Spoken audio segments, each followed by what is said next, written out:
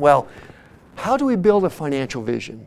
How do we build that vision from 35,000 feet in our lives?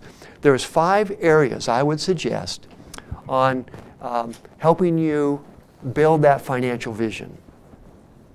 The first one is that when you write down or draft your financial vision, it should be positive. A financial vision is positive. You don't want to be writing something negative down and then rehearsing it to yourself over and over again because it's a self-fulfilling prophecy, isn't it? Okay. So it should be positive. The second thing about a financial vision, it should be first person. It's not about anybody else except you and your life. So now if you happen to be married or have a partner, you can, instead of using the vertical pronoun I, you can use we. So my wife and I have a financial vision statement, and we use the we pronoun in that statement. If I was single, I would use I. Positive, first person, present tense. What you want to do with the financial vision statement is don't look to the future. Bring the future to the now. Because all we really know is the now.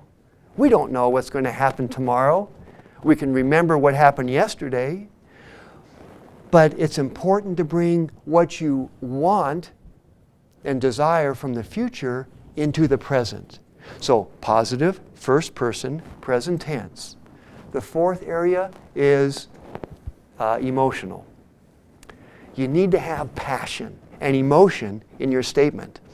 If your financial vision statement does not have that emotion and passion, you're on the wrong track. You're hunting down the wrong trail. Your vision statement should have emotion and passion to it. And the fifth thing is it needs to be visionary. It needs to be from 35,000 feet looking down. It needs to be at the top of Mount Everest looking down, or the top of Timpanogos and looking down across the Utah County.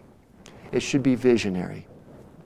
So, I have helped hundreds and hundreds of families over the last 3 decades establish their financial vision.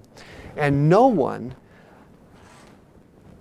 drafts their first version of their financial vision and says, that's it, I don't need to think about it anymore. Typically, because this is such a personal thing, we need to write it down, think about it, weigh it against the 5 factors, think about it again, change a few words, etc. And eventually, as you stay focused on it, you create a financial vision in your life. Some statements, like for instance, the first sentence of our financial vision says, we enjoy the abundant life with our money. We enjoy the abundant life with our money. Is that positive? Mm-hmm. Is it first person? Yeah. Is it present tense? Yeah. Is there passion and emotion in there? Yeah. Is it visionary? It is. So, I have an example. I was working with a fellow in Florida, and he was a single man, and he was just struggling with his financial vision. And it was a roadblock in his financial progress. And so we called time out, we worked on it again, and he just could not find the sequence of words. And so I said, look at it this way. Your financial vision is like personal scripture. Well, he happened to be a born-again Christian from Florida, and when I said personal scripture, he just lit up and said, oh my gosh, now I know what you're talking about. You know what? I'm going to work on my personal scripture, and then our next session in a week from now, I'll be ready to share it with you.